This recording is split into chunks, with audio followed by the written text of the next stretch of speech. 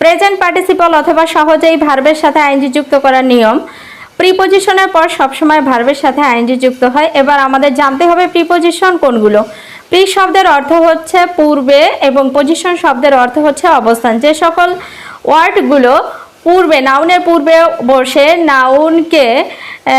নাউনকে অথবা সম্পূর্ণ সেন্টেন্সটার অর্থকে পরিপূর্ণ করায় সহযোগিতা করে এমন ধরনের সেন্টেন্সকে, এমন ধরনের ওয়ার্ডগুলোকেই প্রিপোজিশন বলে। যেমন to, in, with, within, without, under, এরপর হচ্ছে আফটার। এই ধরনের প্রিপোজিশন সম্পর্কে আমরা সবাই পরিচিত, আর বইয়ের ভিতরে সবসময় এগুলো আমরা দেখতে পাই। তো যে কোনো প্রিপোজিশনের পর ভার্বের সাথে আইএনজি যুক্ত হয়। তবে এখানে একটা কথা আছে, একমাত্র একটা ব্যতিক্রম প্রিপোজিশন, সেটা হচ্ছে টু। টু এর পরে কখনোই ভার্বের সাথে আইএনজি যুক্ত হয় না, বরং টু এর পরে ভার্বের সবসময় প্রেজেন্ট ফর্ম হয়। এবার আসা যাক হচ্ছে অ্যাক্টিভ ভয়েসে সবসময় আমি যার অয়াজয়ার এর পর ভার্বের সাথে আইএনজি যুক্ত হয়। তাহলে অ্যাক্টিভ ভয়েস কি? যে ভয়েসে, অর্থাৎ যে কোনো সেন্টেন্সে আমরা যদি দেখি যে সাবজেক্ট ভার্বের কাজ করতে পারে বা সাবজেক্টের ভার্বের কাজ করার সক্ষমতা আছে, সেটাই অ্যাক্টিভ ভয়েস। যদি বলি আই এম রাইটিং, এখানে আমি একজন পার্সন এবং আমার রাইট করার ক্ষমতা আছে, সো এই ক্ষেত্রে কি হবে? I am writing. কিন্তু আমি যদি বলি যে এ লেটার ইজ রাইট, এক্ষেত্রে লেটারের কখনোই রাইট করার ক্ষমতা থাকে না, আমরা জানি নাকি। যেহেতু এই যে সাবজেক্টের এই ভার্বের কাজ করার ক্ষমতা নেই, এসব ক্ষেত্রে ভার্বের সাথে আইএনজি যুক্ত না হয়ে ভার্বের পাস্ট পার্টিসিপল হয়। এই নিয়মটা আমাদেরকে অবশ্যই মনে রাখতে হবে। যেমন দুইটা নিয়মে এখানে দুইটা ডিফারেন্স আছে। আমরা যেমন শিখলাম যে সকল প্রিপোজিশনের পর ভার্বের সাথে আইএনজি যুক্ত হয়, কিন্তু একমাত্র টু প্রিপোজিশনের পর ভার্বের প্রেজেন্ট ফর্ম হয়। কিন্তু একটা ব্যতিক্রম জায়গা আছে, এই টুটা যদি ফ্রেজের টু হয়, তাহলে সবসময়ই কি হবে? এই ফ্রেজের টুর পর ভার্বের সাথে আইএনজি যুক্ত হয়। যেমন owing to, due to, in order to, with a view to, look forward to, এরপর সবসময় ভার্বটা আইএনজি যুক্ত হয় অথবা প্রেজেন্ট পার্টিসিপল হয়। পরের 3 নম্বর রুলসে আসি। ক্যান নট হেল্প এবং উড ইউ মাইন্ডের পর সবসময় ভার্বের সাথে আইএনজি যুক্ত হয় অথবা প্রেজেন্ট পার্টিসিপল হয়। Can not help, would you মাইন্ডের পর সবসময় ভার্বের সাথে আইএনজি যুক্ত হয়। এবার সাবজেক্টের জায়গায় যদি ভার্ব থাকে তাহলে ভার্বের সাথে সবসময় আইএনজি যুক্ত হয়। আর ফ্রেজের টু তো ইতিমধ্যে আমরা আলোচনা করে ফেলেছি। এখন যাক আমরা উদাহরণ দিয়ে শেখার চেষ্টা করি। প্রিপোজিশনের পর যে ভার্বের সাথে আইএনজি যুক্ত হয়, এক্ষেত্রে আমরা একটা সেন্টেন্স আনতে পারি, আমরা পড়াশোনা করি জ্ঞান অর্জন করার জন্য। এর ইংরেজি কি হচ্ছে? উই স্টাডি, আমরা পড়াশোনা করি ফর অ্যাকোয়ার নলেজ। এখন আমরা দেখি ফরের পরে একটা অ্যাকোয়ার আছে না, অ্যাকোয়ার একটা ভার্ব। তো আমরা শিখেছি যে প্রিপোজিশনের পর ভার্বের সাথে আইএনজি যুক্ত হয়। আমরা জানি যে ফর একটা প্রিপোজিশন, সো এই ফরের পরে ভার্বের সাথে আইএনজি হবে। অ্যাকোয়ার না হয়ে এখানে কি হয়ে যাবে? Acquiring knowledge. তাহলে কি হবে? We study for acquiring knowledge, we study for acquiring knowledge. আমরা খাবার খাই বেঁচে থাকতে, তাহলে কি হতে পারে? We eat to live, we eat to live. এক্ষেত্রে আমরা দেখছি কি টু এর পরে এখানে কিন্তু ভার্বের সাথে আইএনজি যুক্ত হয়নি, এটা হচ্ছে ব্যতিক্রম। সেহেতু উই ইট টু লিভ, লিভটা লিভই থেকে গেছে। এবার ফ্রেজের টুর কথা যদি আসা যায়, তাহলে আমরা যদি বলি এই কথাই যে আমরা পড়াশোনা করি জ্ঞান অর্জন করার উদ্দেশ্যে, তাহলে কি হবে? We study in order two learning English. এখানে আমরা দেখি ইন অর্ডার টু ইউজ হয়েছে বলে এর সাথে লার্নের সাথে আইএনজি যুক্ত হয়ে গেল, তাই না?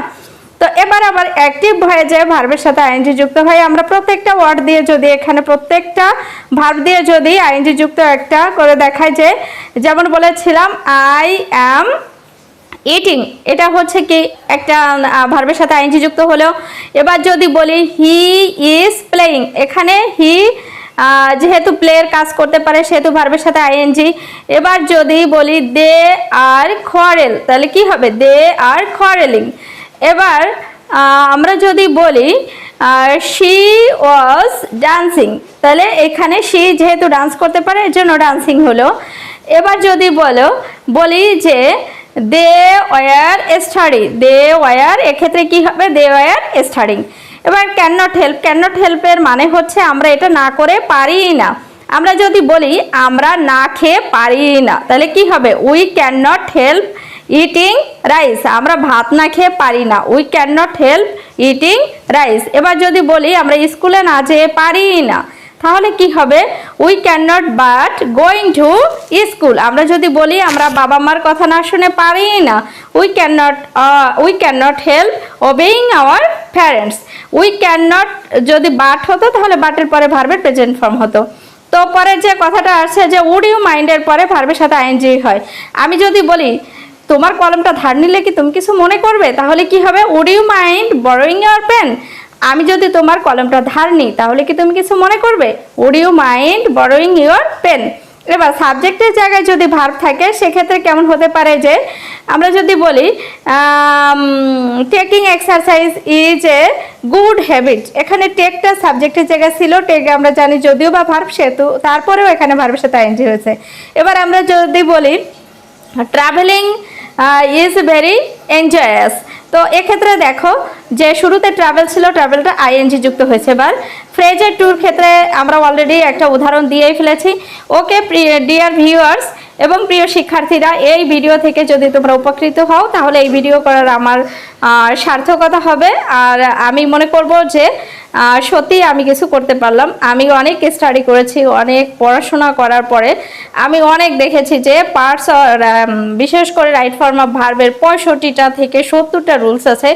এগুলো একবারে মাথায় মেমোরাইজ করা সত্যি একটা কঠিন ব্যাপার। এর জন্য একটা সহজ সংক্ষিপ্ত সেটিংসের মাধ্যমে আমি রাইট ফর্ম অফ ভার্বগুলোকে সেট করে আমার স্টুডেন্টদের পড়ানোর চেষ্টা করি এবং এতে আমি ফলাফল অনেকটাই পজিটিভ দেখেছি। যেসব স্টুডেন্টরা ক্লাসে অনেকটা ইনঅ্যাক্টিভ থাকে, এই সহজ পদ্ধতির মাধ্যমে কিন্তু তারা সহজেই রাইট ফর্ম অফ ভার্বটা শিখে গেছে।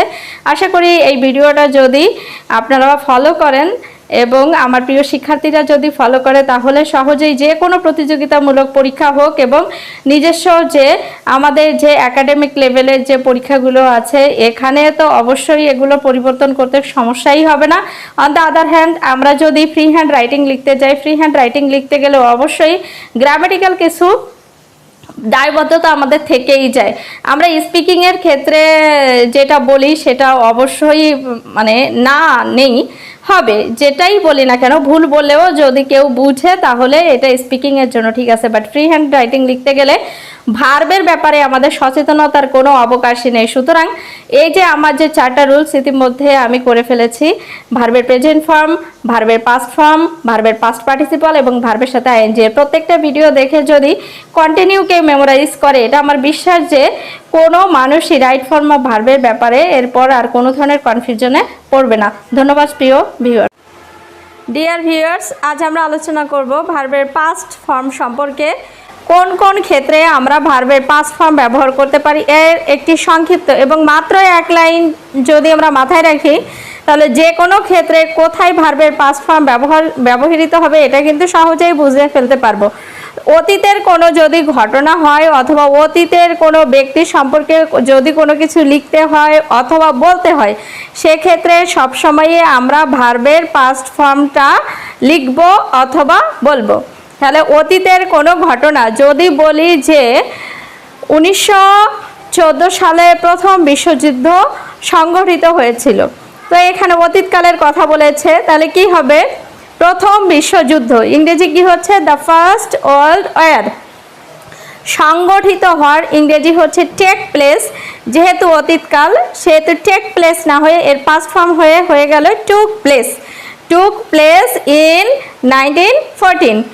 এবার আমরা যদি বলি যে বেগম রোকেয়া নারীদের জন্য, মেয়েদের জন্য অনেক শিক্ষা প্রতিষ্ঠা করেছিলেন, সেক্ষেত্রে আমাদের সাবজেক্ট হচ্ছে কে? বেগম রোকেয়া। বেগম রোকেয়া এস্টাবলিশ হচ্ছে ভার্ব, স্থাপন করেছিলেন। এই ভার্বটাকেই আমরা পাস্ট ফর্মে করব। তাই what will be the past form of establish? Obviously established. Begum Rokeya establish a lot of educational institutions for the girls. এবার আমি যদি বলি আমি গত বছর সুন্দরবন ভ্রমণ করেছিলাম, তাহলে কি হবে? I visited Sundarban last years.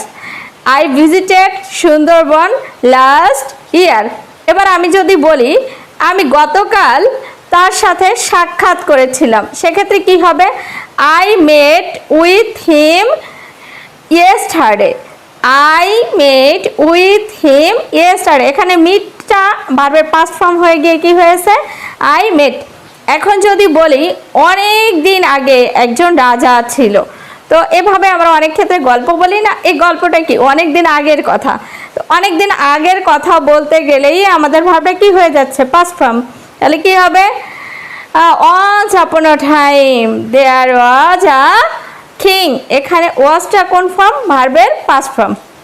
তাহলে এরকম ব্যক্তি জীবনের থেকে শুরু করে আমরা প্রত্যেক দিনই অতীতকালের কথা বলতেই থাকি, অর্থাৎ আজ থেকে সরে গিয়ে গতকাল থেকে, মানে প্রেজেন্ট যে অবস্থানটা তার আগের যে কোনো ঘটনা বলতে গেলে আমাদের দৈনন্দিন জীবনে প্রতিনিয়ত এই পাস্ট ফর্মের ব্যবহার চলছে এবং চলবে। সুতরাং ভার্বের পাস্ট ফর্মটা জানা অতীব জরুরি, কিন্তু অনেক বেশি এলোমেলো করে না শিখে আমরা খুব গোছালোভাবে এভাবে যদি শুধু মনে রাখি যে আজ নয় আজ বাদে যে কোনো সময়ের কথা, মানে অতীতে, এখন হচ্ছে না, অন্য কখনো হয়েছিল, এমন যদি বুঝায় সেক্ষেত্রে আমরা ভার্বের পাস্ট ফর্ম ব্যবহার করি। আবার কখনো কখনো ভার্বের পাস্ট ফর্ম বাংলা শব্দের ক্ষেত্রে হচ্ছে লেন, ছিলাম, তেন, এভাবে কোনো মানে বাংলা ভার্বের সাথে ব্যবহৃত হয়। তো বাংলায় এই ক্রিয়াপদের সাথে যখন এগুলো বুঝায় তখন আমরা অতীতের সব কথাগুলো বুঝে যাই যে এই ভার্বটা অবশ্যই কি হবে? Past form. সেক্ষেত্রে প্রথমে আমাদেরকে সাবজেক্টটা ফাইন্ড আউট করতে হবে। সাবজেক্ট ফাইন্ড আউট করার পরেই যে ভার্বটা থাকবে এই ভার্বটা অবশ্যই পাস্ট ফর্ম হবে। ওকে, ধন্যবাদ all of my dear viewers.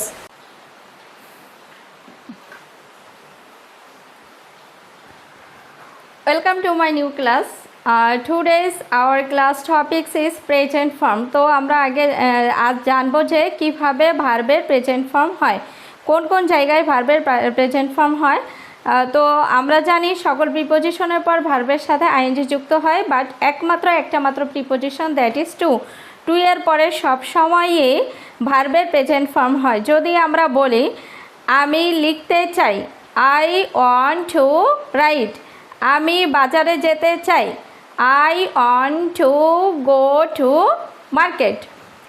এবার আমরা যদি বলি যে আমরা জ্ঞান অর্জনের জন্য পড়াশোনা করি, তাহলে কি হবে? We study.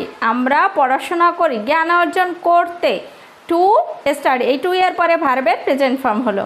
তো পরবর্তীতে যদি আসা যায় সকল মডেলের পরে ভার্বের প্রেজেন্ট ফর্ম। সকল মডেলের পরে ভার্বের প্রেজেন্ট ফর্ম কিভাবে হয়? মডেলগুলো আগে আমাদেরকে জানতে হবে। মডেল কে? মডেল হচ্ছে can, could, shall, should, will, would, may, might, must. আবারও বলছি, can, could, shall, should, may, will, would, may, might, must. Can, could, shall, should, will, would, may, might, must. এই যে মডেল, এই মডেলের পরে যে ভার্বটা থাকবে এই ভার্বটা সবসময়ই প্রেজেন্ট ফর্ম হিসেবে ব্যবহৃত হয়। এবার পরের কথা আসা যাক। Let, make, need, dare. Let, make, need, dare. Let, make, need, dare. এরপর সবসময় ভার্বের প্রেজেন্ট ফর্ম ব্যবহৃত হয়। পরবর্তী হচ্ছে ক্যান নট, বাটের পরে সবসময় ভার্বের প্রেজেন্ট ফর্ম হয়।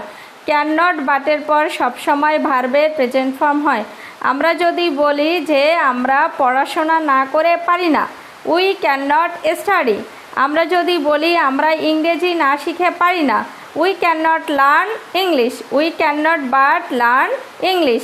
পরবর্তীতে আরেকটা সেন্টেন্স আছে, had better, had rather, would better, would rather. Had better, had rather, would better, would rather. এরপর সবসময়ই ভার্বের প্রেজেন্ট ফর্ম বসে। Had better, had rather, would better, would rather. Had better, had rather, would better, would rather. এরপর সবসময়ই ভার্বের present form বসে। যদি বলি যে তোমার এখন এই স্থান ত্যাগ করা উচিত, তাহলে কি হবে? You had better leave this place. You had better leave this place. এখানে যে কয়টা শব্দ আছে প্রত্যেকটা শব্দের সেমই অর্থ, আর এরপর সবসময় ভার্বের প্রেজেন্ট ফর্ম বসবে। সো আমরা আবার রিপিট করি, শুরুতেই দেখি টু এর পর সবসময় ভার্বের প্রেজেন্ট ফর্ম। সকল মডেলের পর ভার্বের present form. Let, make, need, ডিয়ারের পর সবসময় ভার্বের প্রেজেন্ট ফর্ম। ক্যান নট, বাটের পর সবসময় ভার্বের present form. Had better, had rather, would better, would রাদারের পর সবসময় ভার্বের প্রেজেন্ট ফর্ম ব্যবহৃত হয়। ধন্যবাদ সকল ভিউয়ার্সকে।